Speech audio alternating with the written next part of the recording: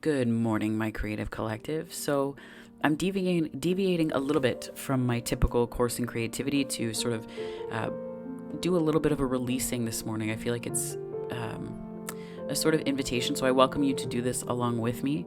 I'll go through all of what it includes and involves. I have a plant that I was going to transplant some plants that are growing way they're sort of sprouting shoots, and I wanted to replant it, but because I'm indoors and I don't have the suitable things, I wanted to burn something in the pot, but I made sure that the soil was quite damp first. So just take that step, and also make sure that you do it in a way that is conducive to safety.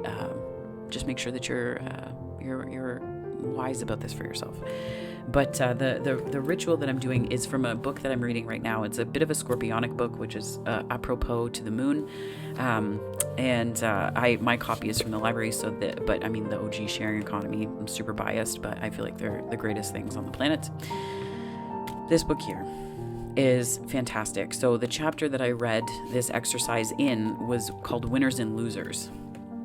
So this particular releasing, the author describes being at a workshop where she saw this take place, and it was a Post-it note exercise. So I have my Post-it note. I have a couple here. So I recommend you grab yours or just a piece of paper to do this activity with me for the Scorpio Full Moon to release, right? Some releasing that we're doing here.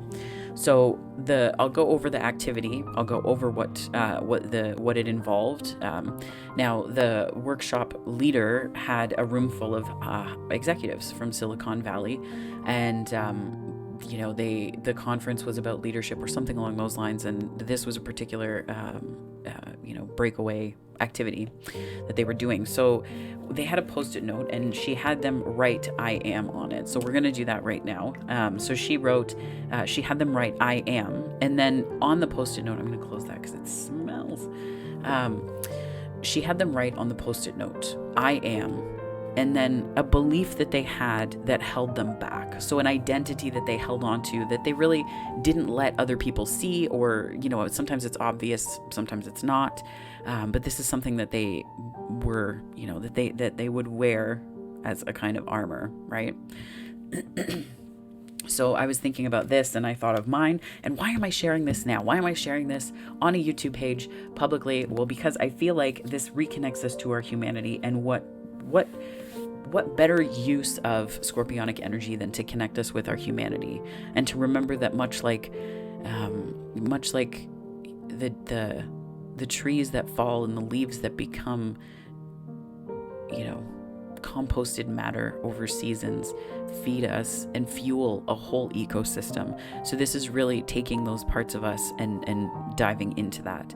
Before we start though, I said a little prayer beforehand, but I out of respect for the different ways that sacred smoke has been appropriated in Canada, I am remiss to burn sage or anything along those lines. So I'm burning incense in lieu thereof, out of respect for the lands that I am on, upon which sage was not allowed to be burned as part of Indigenous ceremonies for a very long time, and just out of respect for the requests that many Indigenous communities have made that sage ceases to be a sacred smoke that settlers use on their territories. So I'm burning incense in lieu of. Okay, so I'm just doing that to bring in the clearing.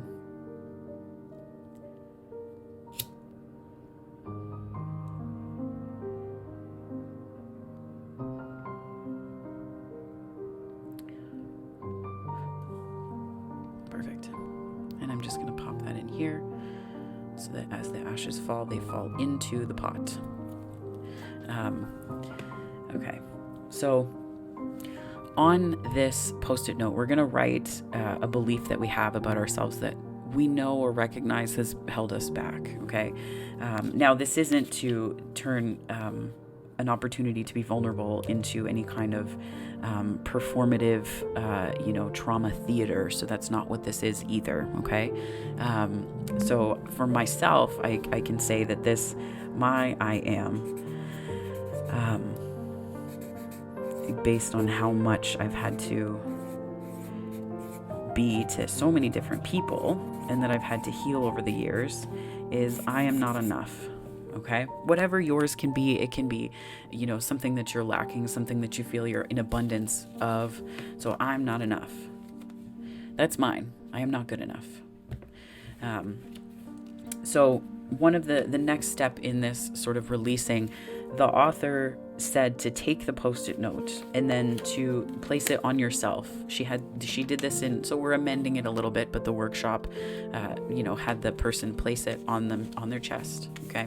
And they feel the weight of this and how that feels to carry with you throughout the day, and what it would feel like to wear this on your sleeve in a way that could not be denied by other people around you. Right. And the compassion piece in that workshop activity was where she had the executives go seat to seat and hold the Post-it note that was placed on others. Like, it's almost like an armor, right? We wear this almost like an armor at times. This thing that we need to release, this thing that we need to let go of. And she had the executives take their shoes off because it personalized it, right?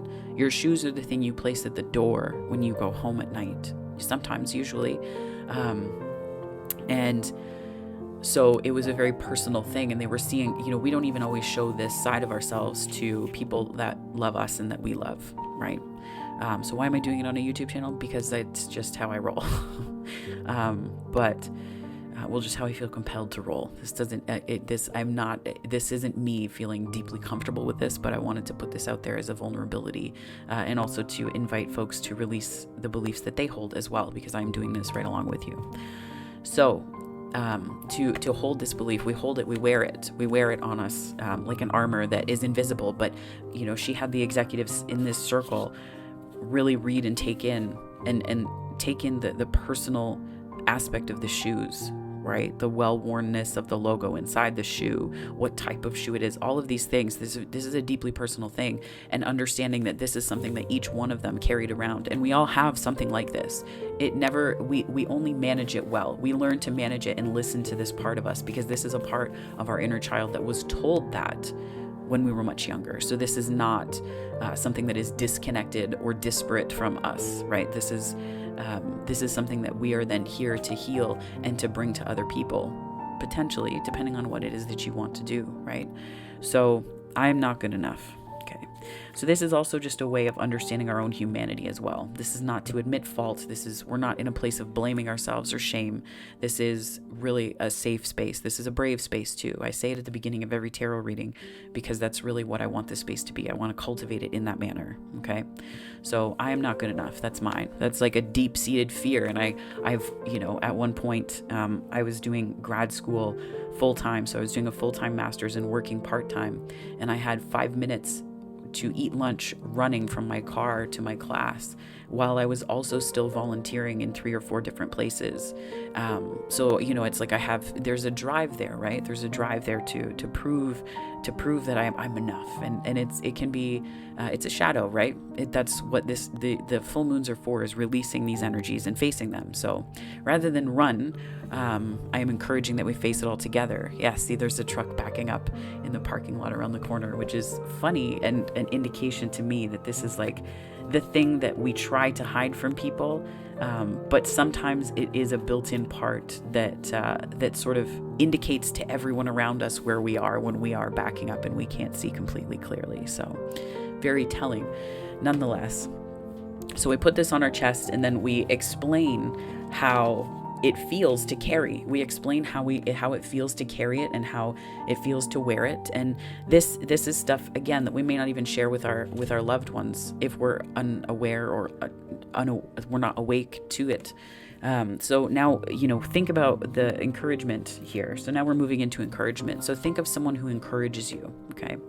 Think of someone who encourages you and who is not necessarily, just going to, feather your nest and make you feel overly comfortable, but someone who is honest with you and honest in assessing who you are and your strengths as well. Okay. So if someone saw what was on this Post-it note, could they still love you? Could they still love you? I hope the answer is yes. I mean, ideally, in an ideal world, the answer would be yes. But a quote from the book itself that I will read to you that the author asks is on page 159, and it is, would the people who love you still love you if they knew what you just wrote? Would you still love you? Do you still love you? So it's this asking ourselves if we can love ourselves, right? If we can love ourselves through this and go through this and meet it on the other side of ourselves. Now, I think it's important to remember that there are so many gifts that come with these these beliefs, right? That come with these beliefs that we hold and that we carry with us. And it is okay to release them, and it is okay to be grateful for the things that they've given us. Important, though, is that we do release it, because it is not that it doesn't serve a specific purpose, but it's something that can hold us back, right? And we're at a time where planets and energies, in astrology are coming together in ways, and this is very eclipse oriented as well. That's why I wanted the earth energy here. It's raining outside, so I felt like that was bringing in some of the water, but I wanted the earth energy of the Taurus and Scorpio eclipses, because it's a redefining what's meaningful to us and what's important to us, right? So this, to me, is about bringing both of those in, and I think this is about grounding those fears in something tangible. And also giving it a place to transmute, and understanding that we're supported and safe on this earth. We are so supported and safe, specifically when we endeavor to face these parts of ourselves that are a shadow, right? So whatever your Post-it note is, you can share in the comments. You can do whatever you wish in terms of sharing that. Not everyone, this is, it's not that this makes me wholly uncomfortable, but this is just, it's a vulnerable making exercise that even if you don't share it with anyone, it's still important for you to recognize and to see this outside of yourself, and to keep in mind that some days we do wear it here. We do wear it and carry it with us. We do wear it as an armor through behaviors, through beliefs, through actions, through inactions, right? Through inactions. And we draw things and magnetize things to us that are either affirming or denying this about us, right? And it's all in perspective, because once this shifts, so many other things shift along with it. So rather than do a course in creativity today, like I said, I felt this would be more productive. So if you are doing this along with me and you have a safe place to burn your belief, again, do it in a safe place, do it in a safe way. Don't do anything that's going to place you or your home or space at risk. But when you feel ready, to let this go,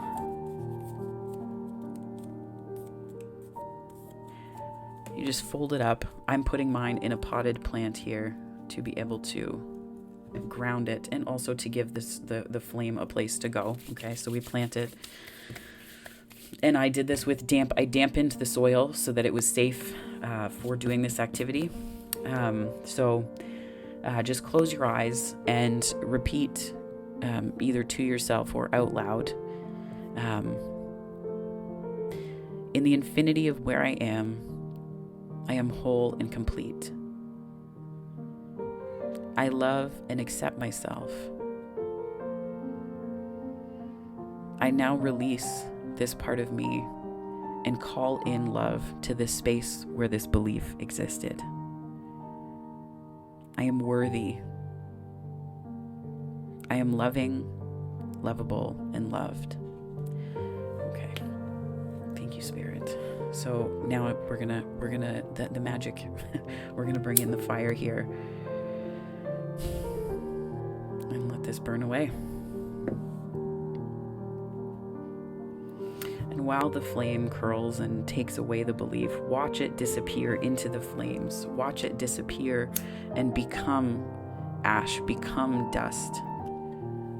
Think about this actually leaving your body and leaving the ways that you would behave in the world, the ways that you would act and react in response to things happening around you, to different things that have happened in the past, and just be grateful and feel grateful that you're leaving this part of your life and yourself behind, and that you're giving this back to the earth, and you're thankful for the ways that it is transmuting the energy into something that will help you grow. And I'm just watching the smoke curl up from it and watching the ashes as well curl down towards the bottom. And think about this big scary belief and just watch it slowly dance downwards and give itself back to the earth. Give itself back.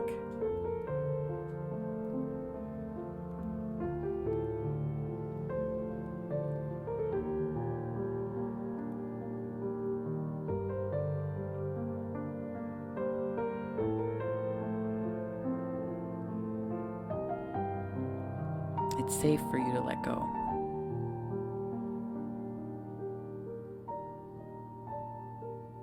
Now, visualize all of the things that this belief held you back from doing and really see yourself in the activities that this held you back from.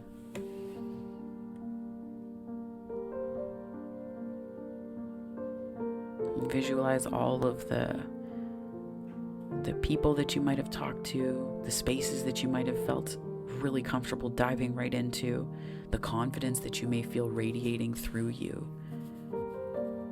Who would you be if this belief were not true? And step into that visualization. Step into that fully.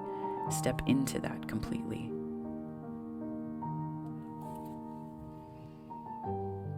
Can we be grateful for the beliefs that we felt held us back?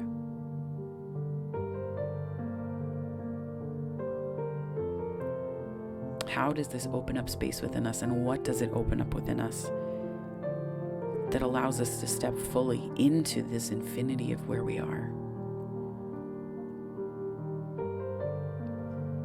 We don't have to know all the answers to these questions, but the most important part is that we are ready and willing to let go.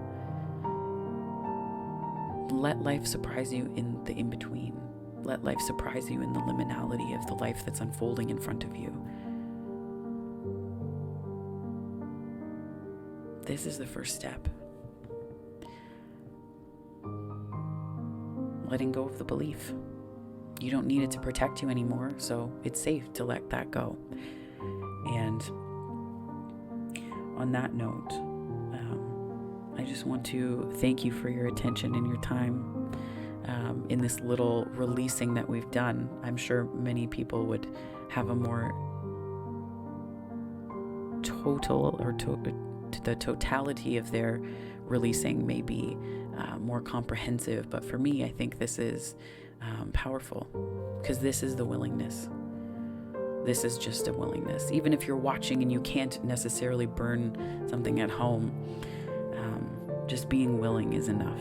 And I think that we have to let ourselves understand that that can be enough. Just be willing and let life fill in the blanks and fill in the rest. And find the right punctuation, whether comma, period, or semicolon. And understand that sometimes we insert those, but there's also a divine timing piece as well. So, my friends, thank you so much for watching. And I hope that as the effects of this Scorpio full moon and eclipse season and retrogrades continue to unfold, that they unfurl within you in a way that wraps you up in love and opens your arms and heart to the life and light around you. So, I hope that you feel very held today. Thanks so much, my friends. So much love for you all. Wherever this finds you on the time-space continuum, I hope it finds you very, very well. Take care.